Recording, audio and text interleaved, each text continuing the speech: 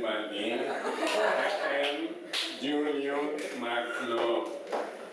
Dati, publisher ako ng mga textbooks. Pero, nung nagkapundoy, nawala lahat, nabasa lahat, wala na kami. Ngayon, ang ginagawa ko, may mga children party, ako yung Marcon, ako yung MP. Tapos, nag-laughter yoga session ako. Sige, kawan tayo. Tapos, interpreter ako.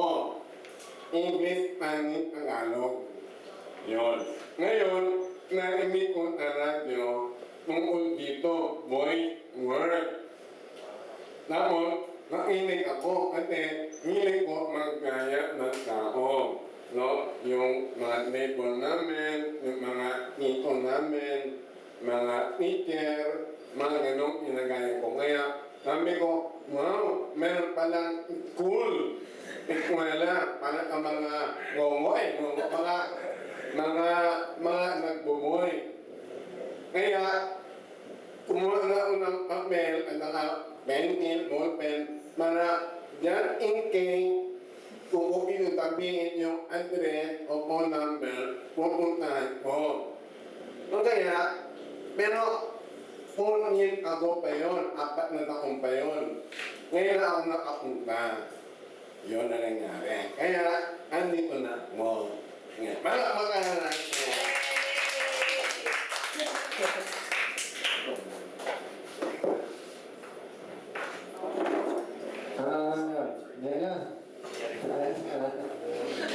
Parang maganda boses niya.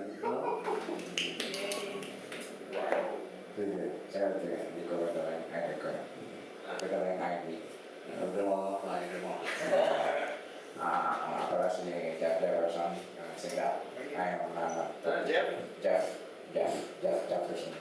Jefferson. That's your full name? Yeah, Jeff Ano Jefferson. sabihin? Bigyan mo Jefferson? Ay, hindi. Sindak, sir. Sindak. Sindak. SINDAC. GAC. Sindak. Hindi mo nakakatawa. Sabi niyo. Kaya nga lang. I'm 23 years old at nagtapos ako ng 23? 23 years old. 23? Yeah. Kailan ka? 23 years old. Tapos ako ng communication arts.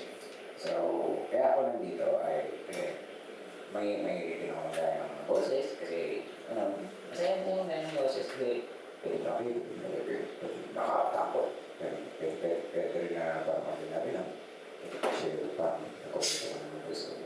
Pero, yun, masaya mong gaya. Though, nakita ko siya sa internet. Nakita ko, wow, voice over, voice works. At nakita ko rin yung mga testimonials ng mga nag-graduate, no? Parang, wow, layo na naman narating nila. So, baka pwede ko rin mangyari sa akin. Baka.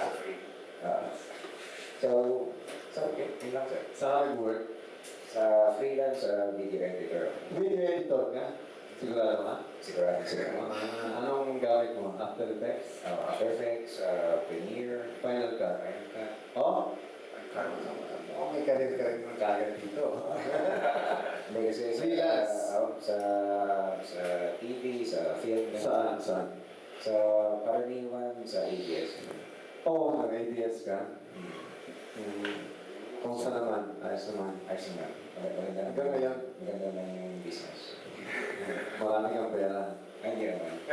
Sakto lang. Sakto lang. Ano yung sakto? 5 pesos. Mga 20. Mamasahe lang. Saan ka nag-aaral? Sa UE, Caloocan. Ano, multimedia? Hindi, communication arts. Home arts. Movie. UE, Caloocan. So gusto mong gamitin ngayon yung boses mo. Sana. Kasi kung parang napansin ko, kasi sa nagka-choir din kasi ako. So yung boses ko na ginagamit ng space. Sapa nga. Sapa. Bass, boom, boom, boom, boom, boom, boom. So medyo parang nare-restrict yung boses ko sa... So sana na lakihan yung range ng... Saan mo nalaman tungkol dito? Sulit.com. Sulit, internet din. Internet. Anong sinulat mo? Yung voice workshop na yun. Saka nakita ko rin kayo dati sa Sina Eskwela. Naalala ko pa yung... Baka na kayo mo. 30 years old ka pa nang gata. So, 10 years ago na yan, boy. Ay, di.